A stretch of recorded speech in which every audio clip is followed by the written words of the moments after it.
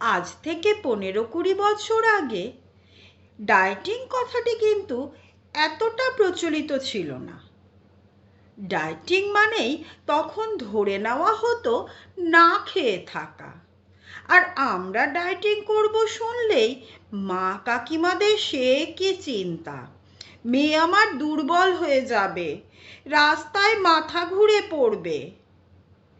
আমাদের কাছেও ডায়েটিং জিনিসটা ছিল কিরকম, এই ভাত খাবো না বলে এক বাটি ম্যাগি খেয়ে নিলাম, এতে ডায়েটিং চলতো মাসের পর মাস, আর ওজনও থাকতো সেম টু সেম। তবে এখন দিন অনেক পাল্টেছে, ছেলেমেয়েরা এখন অনেক বেশি স্মার্ট, আর ডায়েটিংয়ের কনসেপ্টটাও এখন পাল্টে গেছে।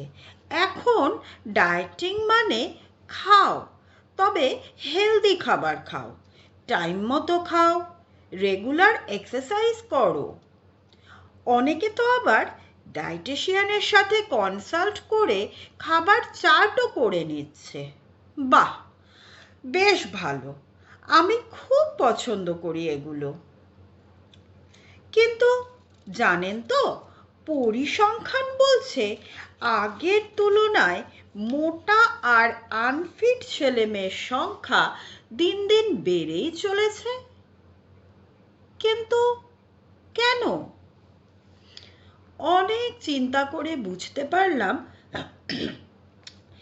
এখন সবাই সকালে ঘুম থেকে ওঠে বেশ একটা ডায়েটিংয়ের মনোভাব নিয়ে, কিন্তু কিছুক্ষণ পরে যেই তারা মোবাইলটা হাতে নিচ্ছে, এর বাড়ির বিরিয়ানি, ওর বাড়ির মাটন কষা দেখে আর নিজেকে সামলাতে পারছে না।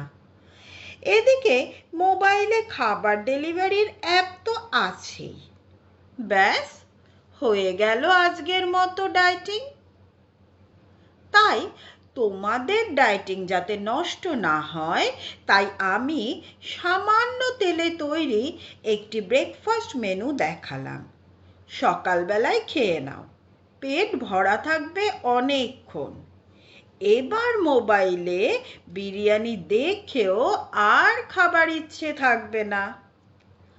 অবশ্যই ট্রাই করো কিন্তু। ধন্যবাদ।